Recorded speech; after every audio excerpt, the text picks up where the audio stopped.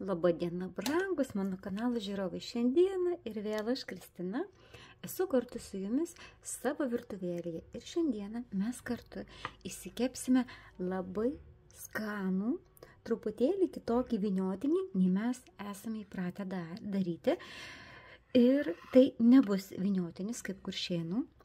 Jisai darosi visiškai skirtingas ir pasižiūrėkite, kaip jis atrodo iš vidaus.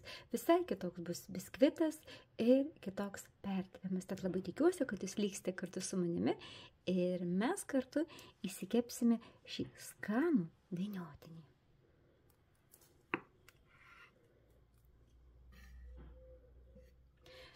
Kad pasidaryti šį be galo skanų ir paprastai pagaminamą vyniotinį, mums reikės pirmiausia įsikepti didelį biskvitą, pavadinkime jį taip, kurį mes vėliau suviniosim.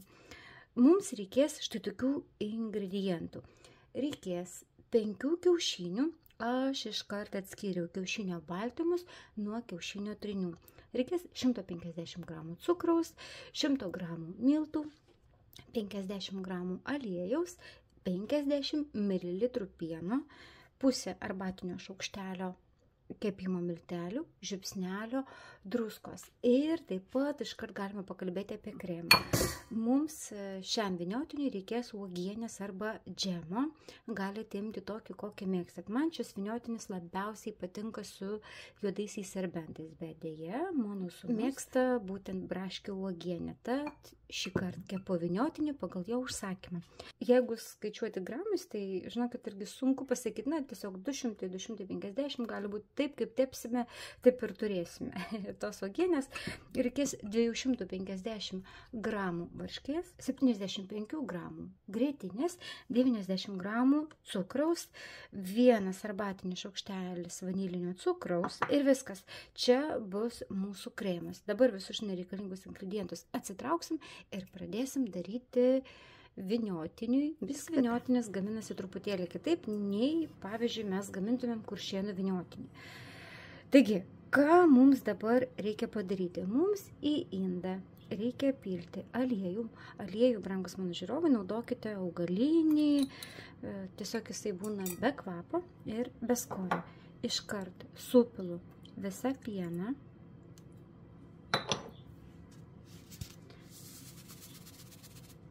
Žiupsnelis druskos ir supilu pusę turimos normos cukraus. Kitą pusę mes panaudosim plakdami baltymus. Ir dabar visą tai reikia šluotele gerai išmaišyti. Ir dabar mes galime iškart įsijoti visus miltus.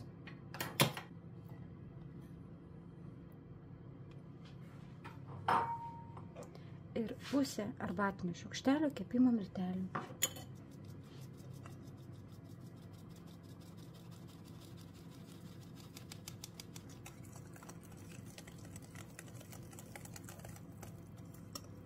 Biskvitas išeina labai skanus, purus ir man labiausiai patinka daryti šitą vyniotinį, todėl kad biskvitas jisai nesutrukinėja. Pavyzdžiui, darant kuršėnų vyniotinį būna visko, ypač jeigu mes ploniau jį padedam į kepimo formą ir būna taip, kad jisai perkepa, padžiūna ir nebenori vyniotis. Dabar iš karto aš supilu visus 5 kiaušinio trynius. Kiaušinius naudoju vidutinio dydžio, bet jeigu turite mažučius, tada galime imti 6 kiaušinius. Aliejaus ir pieno pagalba mūsų turimas biskvitas, būsimas vyniotinis, jisai būna, žinokit, elastingas ir netrukinėja. Ir masė labai puikiai išsimaišo, pasižiūrėkite, kokia gera konsistencija, be jokių gumuliukų. Ir dabar mums reikia išsiplakti gerai kiaušinio baltymus. Taip pat, brangus mano žiūrovai, į ką reikia atkreipti dėmesį, kai mes atskiriame kiaušinio baltymus. Indas, kuriame mes plaksime, turi būti idealiai švarus, be jokių riebaliukų, nes tada, žinokit, baltymai neįsiplaka. Ir tai reikia daryti atsargiai, kad į kiaušinio baltymą nepapultų trynių, nes tuomet taip pat, žinokit, yra didelė tikimybė, kad kiaušinio baltymas mums neįsiplaks. Truputėlį plakti kiaušinio baltymą. Ir po to, kai jisai jau pradės po truputėlį plaktis, aš visai po nedaug pradėsiu pilti cukrų. Dar ko nepasakiau, norint idealiai išsiplakti kiaušinio baltymą, brangus mano žiūrovai, atkreipkite dėmesį, visada reikia sukti vieną kryptimį, nemakaluokite, nes kitaip gerai kiaušinio baltymas nesusiplaks.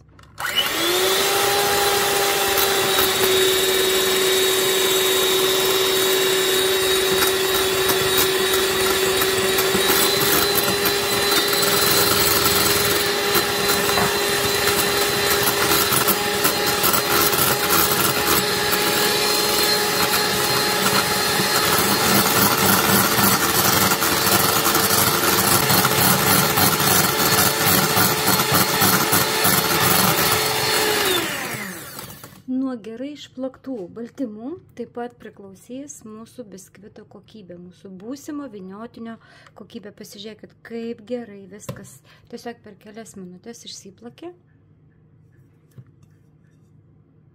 Ir aš drąsiai galiu apversti indą ir mano kiaušinio baltymai, jie niekur neiškrenta. Ir dabar jau šluotelę padedu į šalį ir imu kelias šaukštus kiaušinio baltymų ir atsargiai įmaišysiu į kiaušinio trynio masę, miltų masę. Tiesiog atkreipkite dėmesį, aš vėl nieko nemakaluoju, o tiesiog vėl viena kryptimi iš apačios į viršų viską vynioju. Nes jeigu aš pradėsiu čia blaškytis po šitą indą, kuo greičiau stengtis vaidinti, kokia čia aš profesionalė ar ne, nepatariu ir jums to daryti, tai žinokit, mūsų baltymai, jie tiesiog sukris. O mums to nereikia, mums reikia kuo puresnės biskvitinės masės.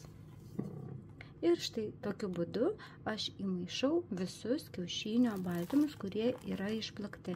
Matote, mano brangūs žiūrovai, aš tiesiog per kelias minutės viską gerai, greit susiplakiau. Tiesiog ir jūs žiūrėkite, kad indai būtų kuo švaresni, kur plakate, kur dirbate, kad nebūtų jokių drėgmės lašelių. Tai yra, jeigu indas išplautas, jūs kuo geriau jį nusausinkite, tada maišykite kiaušinius arba kiaušinio baltymus, kad nesijaustų jokio riebalo. Aš dažniausiai, žinokit, jeigu vienam inde darau, pavyzdžiui, sviestinius kremus, aš jau tame inde, ypač jeigu tai yra plasmasinis indas, aš tenai kiaušinio baltymų nemaišau, nes ypač plasmasinius indus atrodo gerai išplaunam, bet toks vaizdas, kad įsigeria tas riebalas ir po to kiaušinio baltymas arba pats kiaušinis išsiplakti nebenori. Tad, brangus mano žiūrovai, atkreipkite dėmesį iš tas taisyklės.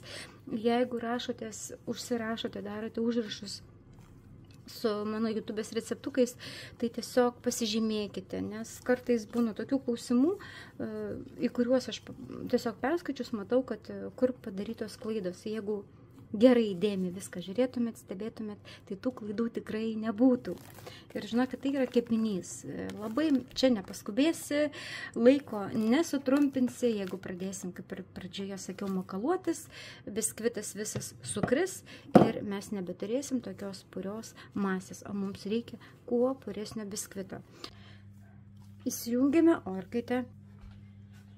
170 viršus apačia ir ventiliatorius, bet drąsiai galite kepti ir be ventiliatorius. Tiesiog pas mane didesnė orkaitė yra tik su ventiliatoriumi, arba viršus, arba apačia.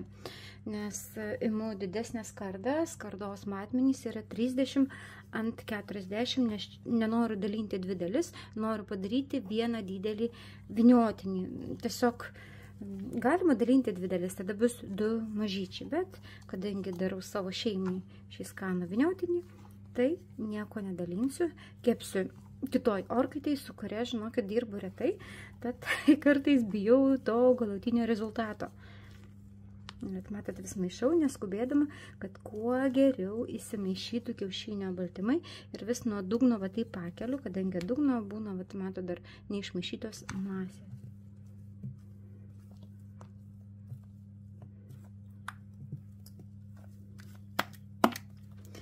Kepa. Biskvitas būsimas vyniotinis 10-15 minučių. Čia, žinokit, reikia žiūrėti, kaip jūsų orkaitė. Svarbiausia biskvito nesudeginti. Jisai neturi būti rūdas, truputėlį viršus apskrus, paruduos ir jis jau bus iškepęs. Dabar atsargiai viską išlyginsiu ir dėsim kepti.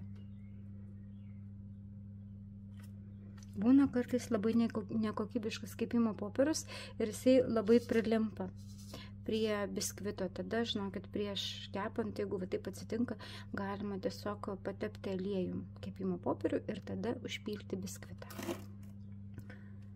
Burbuliukų, reiškia, įsimaišė labai gerai. Ir dabar, mano brangūs žiūrovai, dedam kepti. Su kremu irgi, žinokit, paprasčiau nei paprasta. Viską sumaišom ir sublenderiuojam. 250 gramų varškės, iškart pilu vanilinį cukrų, visą cukrų. Brangus mano žiūrovai, visi reikalingi tikslus ingredientai visuomet būna palikti po aprašymą. Jeigu kas nors neaišku, neišgirdote, nedagirdote, drąsiai galite pasižiūrėti aprašyme.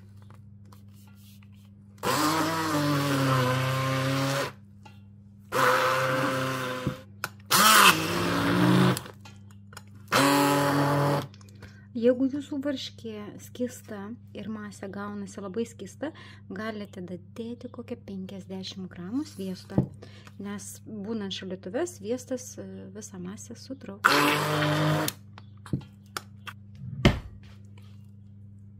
Pas mane kremas yra gan tirštas, puikiai laikantis formą, tai aš nedėsiu sviesto.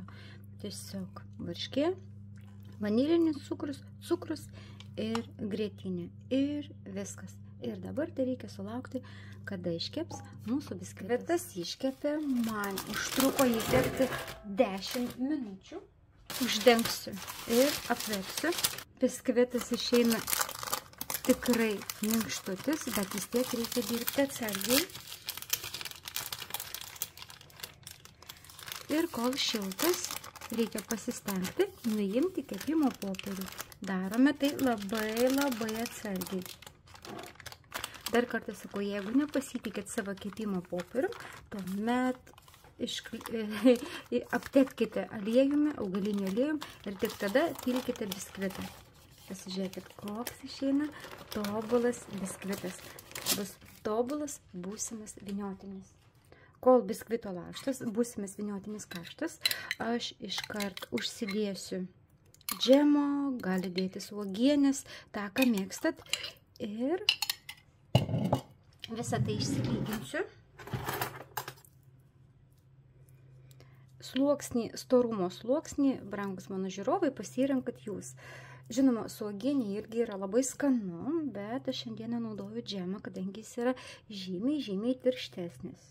Sulaistyti papildomai biskvito šio tikrai nereikia. Dar kartą pasikartosiu, pieno ir aliejaus dėka jisai būna minkštas, elastingas ir visai nesausas. Lai būna tai Kristinos vyniotinis. Brangus mano žiūrovai, jeigu jums patinka mano video pamokėlės, nepagailėkite uždėti laiko arba padėkoti, ką nors parašyti. Tiesiog man labai svarbi jūsų nuomonė ir kartais, žinokit, stengiuosi, darau video, žiūri mano video kanalą 80% neužsiprenumeravusių žmonių. Tai, žinokit, kartais galvoju, ateinat, pasinaudojat, nei laiko uždedat, negi gaila. Visgi mes lietuviai, mes galim būti tikrai vieningi ir padėti vieni kitiems, nes kanalui tikrai yra labai svarbi kiekviena jūsų prenumerata ir uždėtas laikas arba parašytas komentaras. Man tai yra taip pat labai svarbu. Ačiū mano brangūs žiūrovai, kad esate kartu. Ir dabar duosiu truputėlį atvėsti. Žinokit, biskvitas, jisai toks atrodo kaip guminis. Jo nereikia susukti, palikti, kad forma išliktų. Jisai toksai, tai reikia patiems iškepti ir paragauti ir jūs pamatysite, kaip tai yra skanu ir tikrai nesudėtinga pasidaryti. Aš sunaudoju kažkur pusę indelio džemo, pas mane yra 454 gramų. Tikrai geri 200 gramų su truputėliu. Tiesiog dedam taip, kaip jūs mėgstat. Gal kažkas dar plonesnių sluoksnių dės. Aš skaitau, čia pas mane visai toksai neplonas sluoksnis yra padarytas. Ir dabar laukiam, pakol visas mūsų biskvitas būsimas vyniotinis atvės. Vyniotinis pravėso ir dabar išlyginsim kremą.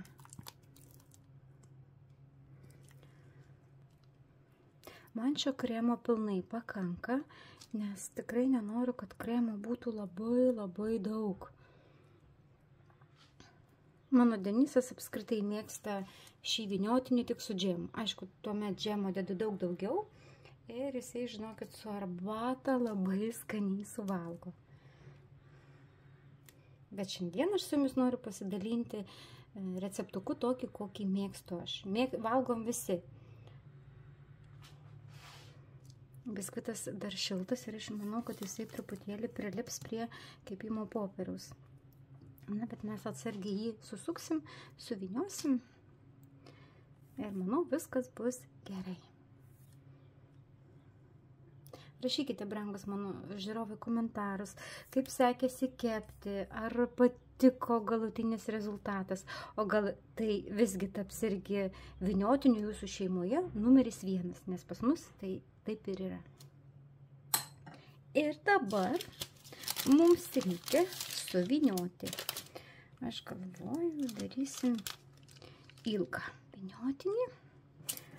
Galime su kepimo popieriaus pagalba. Matot, biškį daina paviršius, kadangi visa tai darosi nuo drėgmės. Labai gaila, bet nieko. Papuošim ir nesimatys, kad čia. Nu, bet baltas, gražus išeina biskvitas, vyniotinis.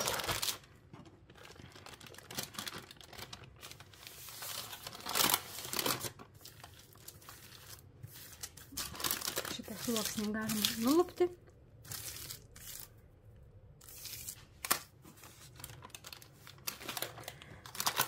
Susuksiu vyniotinį į tą patį kepimo popierių ir štai taip įdėsiu į šaldytuvą.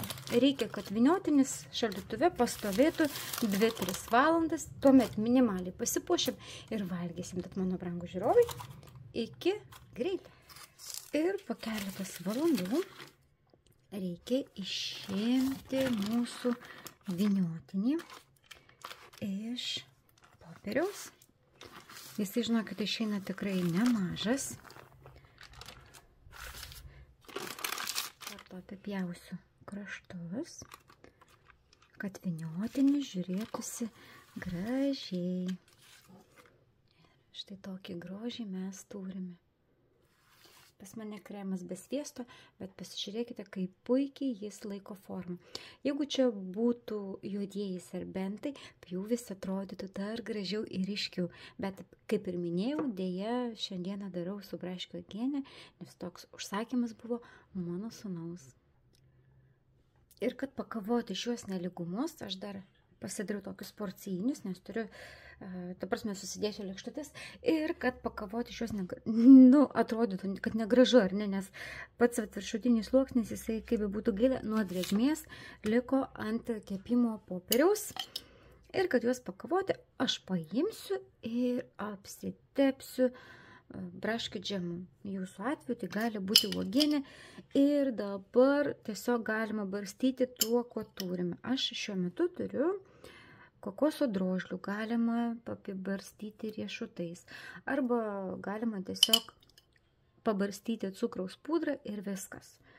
O mes pabandysim minimaliai pasipuošti kokoso drožliam, kadangi tai vyniotinis šis skirtas mums, tai aš labai ir nepuošiu. Apskritai man vyniotinis kuo mažiau papuoštas, tuo jis man, žinokite, atrodo gražesnis ir natūralesnis.